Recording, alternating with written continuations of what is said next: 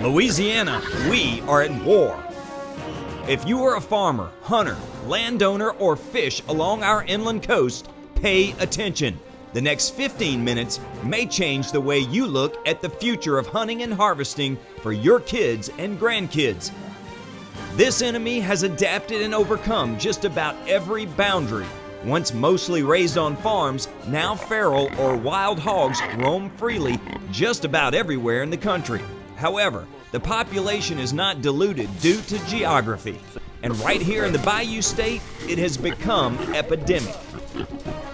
If you have not discovered wild hogs on your property, you soon will. Today on ODB, we will take you into their world, where they like to live, what they eat, the destruction they cause, and finally, the effort that needs to go into managing this invasive species. Trapping by guys like Jeff and Dune Chandler. Yes, it's the hard way, but they do it this way for a reason. They even get me into the game, and of course, I was the only person bleeding.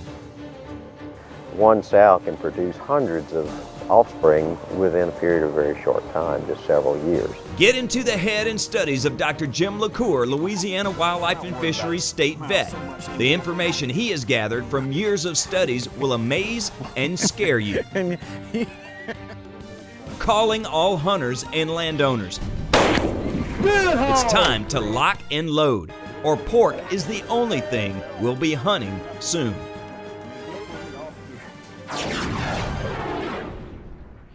For the past 15 years, I've made a living in the outdoors of the Bayou State, while producing national and local TV in Louisiana based on our world-class fishing and hunting. I have been lucky enough to meet the people who work and live gathering, growing, and preparing all that makes our culture completely unique. This is their story, and it begins where it was born, straight out the bayou. Stories with great taste.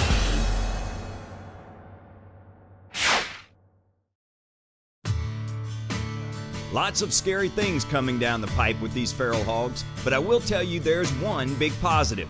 They are very good to eat. I've nicknamed this guy the King of Sauces.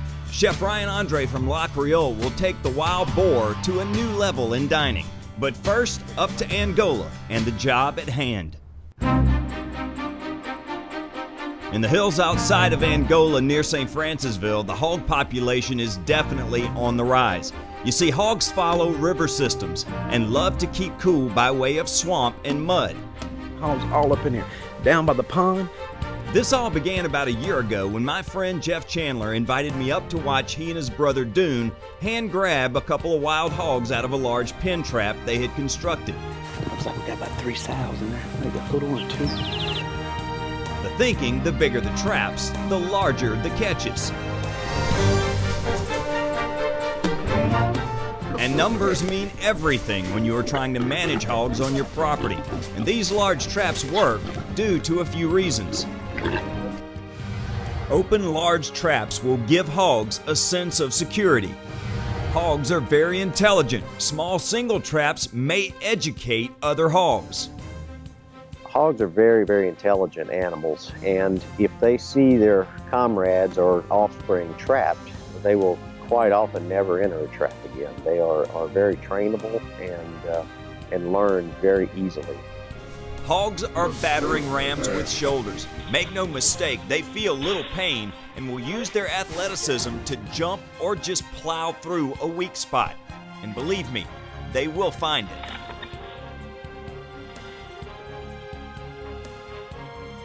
They are very agile, very strong animals. They're compactly built. They're very fast runners, and they will, in pen situations or in traps, if there's a corner in a trap, they will pile up in the corner and jump on each other's back and even leapfrog out of pens. So we prefer round type traps for ones that are not enclosed on top. And because they are intelligent, it tends to make the trappers less intelligent. What's the point? Well, we want to get that boar out of there. Get him tied up. I don't care if we got to choke him down. We'll just get him tied up out of the way. And then we'll work on the other 2 big ones. Then after that, since we got 2 little ones in there, we might put Scout in there after them. You can handle that, can't you? Yeah. You see, Jeff believes shooting hogs in your trap will tip off other hogs to impending danger. So instead,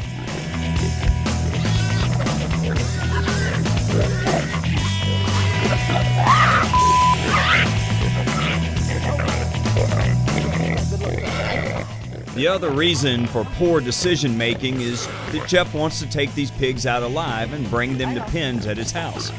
Why? Well, wild hogs are very lean due to the miles they travel feeding. So to make them taste better, he feeds them well for a few months to fatten them up. Fat makes flavor. Now back to crazy.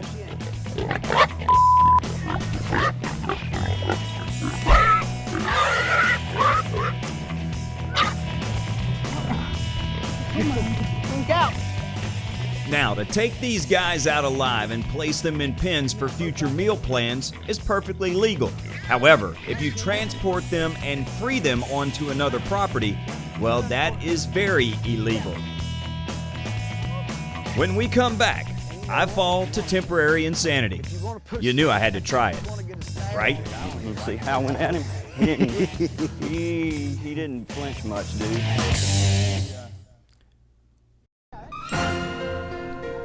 Today on ODB, we are in St. Francisville, doing our part to control an out-of-control hog population. Trapping in large pen traps, the key is to feed these large pens for weeks, allow the hogs to get comfortable going in and out, and then slam the door. They're not locked in one little spot, so they all feel comfortable. So they'll ease in, and then you get a whole herd of them. Once in these traps, Jeff and Dune Chandler do it a bit different. Getting in with the hogs and taking them out alive by hand. Fun? Maybe. More about keeping your nerve and your fingers to me.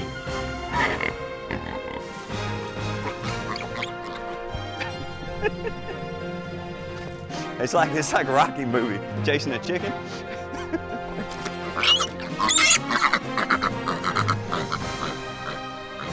So that's easy. Now that's a good little eat. This is all it is to it. That's easy. The hog population in Louisiana is exploding. These hogs are very reproductively efficient. They can have up to 13 or 14 piglets per litter. They average 6 to 8 per litter. They have 2 litters per year. Feral hogs, by definition, are simply hogs that are not contained and free roaming. They have no natural enemies besides man. And they don't fear us one bit. I don't need anything touching me right now. I don't know if anybody's told you, but this is not the safest way to catch a pig. Definitely not. But if you can get a hand on them or even a snare, you can control them. As long as you got a hold to the head or something, you can kind of control where they go. As a person who's never been in a hog pen before, I'm gonna tell you, my nerves were a little shaky. These things are strong. Oh, well, that happened quick. This is not a very safe feeling. Hog tied and ready for transport. Nothing to it. Except somebody forgot to tell Houdini here it was over. Now life gets tougher.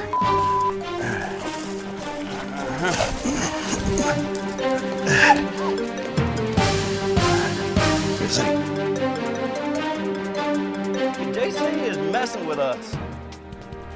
Never a dull moment with a Chandler around. Hogs loaded, watered, and ready for the ride home. A successful day. No one went to the hospital.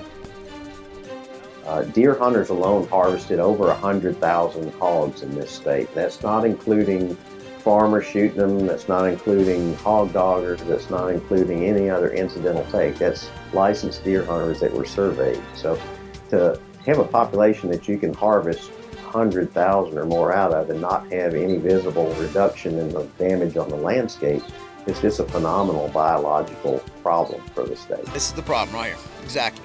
You plant a field, you plant a 3-acre, 4-acre plot of beans, soybeans, and overnight they'll come through there and do that through the whole place, and then you won't have nothing left. Not the first soybean, nothing left. It's been shown not only in our state, but all throughout the Southeast that as pig populations increase, the deer populations decrease. You have to double layer this hog wire because, as JC said, these hogs are big. They're like mini tanks. They will run and they will hit a fence as hard as they can. They will keep doing it because for some reason, they're not like you and I, they don't feel a lot of pain. As far as control of the population, you have to use every tool in the toolbox. We advocate trapping. We advocate day and night shooting opportunistically and purposefully. So they will hit these fences time and time again until they either uproot them or either they'll bend them over enough to where they'll launch themselves and actually go over them. The big sows, that's the reproductive machine, and those need to be the first target. Boars second. This tree has been rubbed just by them rubbing mud off of it. You look it up here. This is fresh tree. This is a tree that a pig's been rubbing on just all the way around it. Improper trapping may do more to hurt a situation than to help it. If you use a very small trap with a very small door and you attend it quite often to bait it or what have you, you may actually educate the pigs into not going into traps anymore. Just like that. Good gracious. Coming up, playtime is over. It'll mess you up. It's danger, danger, danger. It's 3 months later and 102 degrees when I get the call. 2 big boars, and we need to get them out in a hurry and over to Hunters for the Hungry. They need food. Me, well, I'll just need stitches. I'm gonna try to.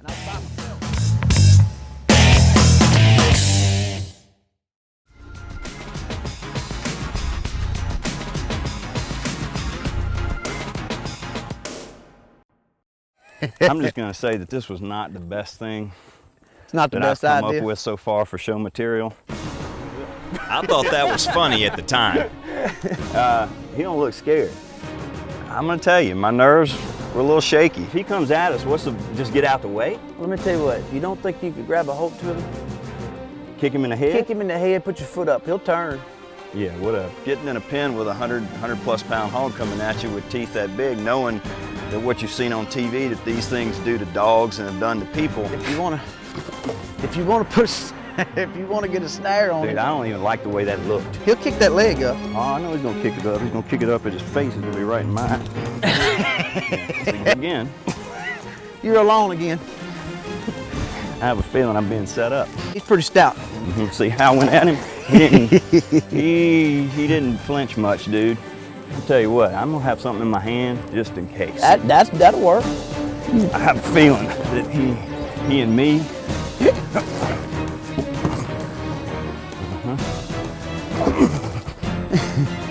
Maybe if I don't run. If we didn't get him on the next run by, we were going to have to take him out. Oh yeah. When a pig knocks you down through a fence, you begin to wonder why you are still in the fence. At this point, if I don't get his back legs out from under him quick, he could possibly break the snare. Mad would not describe what I would be facing then.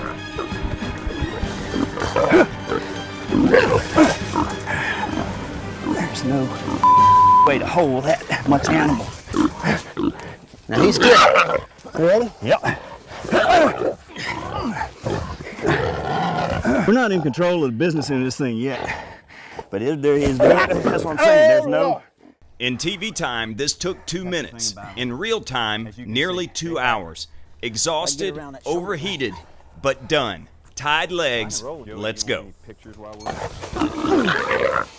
Dang it, he's getting the business end off too. In a blink, trouble. Mad trouble. Well, I tell you what we can Never let your guard down with these guys. That's how quick it can happen right there, and I'm bleeding. And I didn't want to bleed today. They will fool you every time. It's amazing how smart these animals are. It's the reason why they're so prolific in breeding. It's the reason why they don't have any predators is because their eyes are not that great, but their nose and their sense of survival is unbelievable. They're a never give up animal. Every pig we get is going to a program to feed the hungry. And this is why we're out here today and we're catching these pigs alive, because it's so hot that if we don't take these pigs out when they get in here, if we just shoot them and leave them, it destroys the pen. But if we don't take them out and we don't get them to the butcher, then this meat's gonna go bad in 103-degree temperature.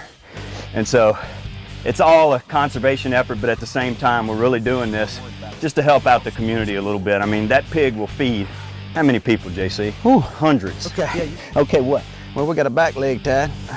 We got front legs tied. Oh, We got a mouth tied. Well, we ought to be pretty good. Whatever. I don't trust it. One down, one to go. Oh, hell. Well, maybe. That's a black bear. That ain't a hog. He looks awful big, don't he? There's big, and then there's that. He looks kind of mean, don't he? After the last hog, I evaluate very quickly. You always catch the sows and the little ones. And yeah, he does make you move, don't he? I might need to clean my drawers. We, meaning mostly me, decided to do the outside of the trap thing and keep most of me intact. For an hour we ran this guy front to back, and when we thought he was tired, I like to have lost an arm. As luck would have it, I kept my hand and made a lucky throw. Then I took my punishment. I don't want to pull him over the daggone fence, man. That's the thing. Just keep that tension on.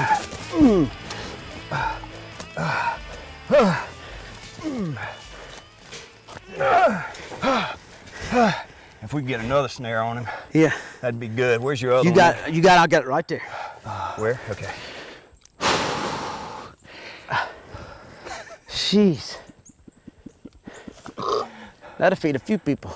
Got to get aggressive on these guys, or else we're gonna lose our deer, our turkeys, anything that beds on the ground. They'll eat turkey eggs if they find them, quail eggs, any ground nesting bird. Really anything that walks, crawls, stays still, or any sort of plant material that's palatable to them, they will eat. And they will alter their food source to what's available during the year.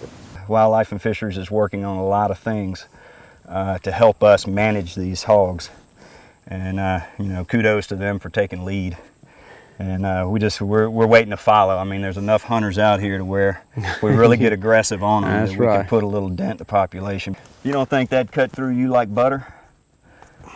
I mean, this is, look, that's one of those rubber. Yeah. That right there, ladies and gentlemen, will ruin your day. It's time to get out of the heat and get this guy into the hands of a professional. And bring it in to Chef Andre and see what you know, a professional chef's take is on cooking wild pork.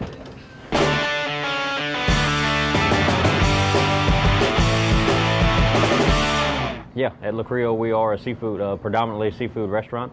I do like to outsource local ducks, local pork, local beef whenever I can get my hands on it. So what you want to do here is you want to take this tenderloin, and you see all this silver skin. This is what we call it in the restaurant, the silver skin, which is the gristle, as you would call it at home. So you want to make sure you clean that up. I have a nice seasoning right here with a community coffee grounds, ground oregano, ground thyme, a little bit of sugar to add a sweetness to it, so to cut some of the bitter out of the coffee, and a little bit of salt. It almost acts as a blackening seasoning with coffee in it. All right, next up, what we're going to do is we're going to get our ingredients prepped for our creamy goat cheese brie grits right here. We have some nice Papa Tom stone ground grits that's ground right here in Baton Rouge. We're going to have a little bit of garlic, red onions, some grape tomatoes, milk, and we got, of course, our nice room temp brie cheese right here. I like to cut the garlic real thin like that because it gets a nice toasty color on it. And next up, we're going to slice these red onions just as thin as that so they cook on an even time scale. And that's it, just a few ingredients. And now we're going to move over to the stove over there and we're going to get a nice sear on our pork. Your grits take the longest, so you want to get that started first. We're going to start off with about 2 tablespoons of butter. You want to go in and put in your onions you cut. We're going to let those cook till they're about translucent. We're going to go ahead and put in our garlic. If you would have put that garlic in too early, it would have turned real black and then turn this grits real bitter. All right, we're going to just bring this to a simmer. You don't want it boiling because that milk will actually scorch in the bottom of that pot, so you need to stir it often. You want to use 9 cups of milk to 1 quart of grits, and that's the stone ground grits. Take these grits, but you want to whisk at the same time so you don't have any clumps in your grits. What you want to do is you want to make sure you stir these often. So what we're going to do is we're going to put a little canola oil in the bottom. All right, so whenever you put this seasoned pork loin in here, it should make a nice sizzle in this skillet. Woo! The skillet is nice and hot like this. You just want to do it about 2 to 3 minutes on each side just to get it a nice little hard sear, because we're going to finish it in our 450-degree oven.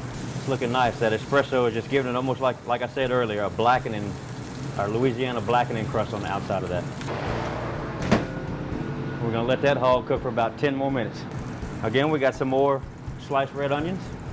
In this recipe, we're going to use a little bit of minced garlic. We're going to let that cook till it gets nice and toasty. We're going to go ahead and put in some sliced mushrooms. About 1 to 1.5 tablespoons of tomato paste. We're just going to let that kind of brown and stick to the bottom of the skillet. About 1/2 cup of brandy from here. Now you want to, the key to being over gas like this, you want to back up off the skillet, off the fire.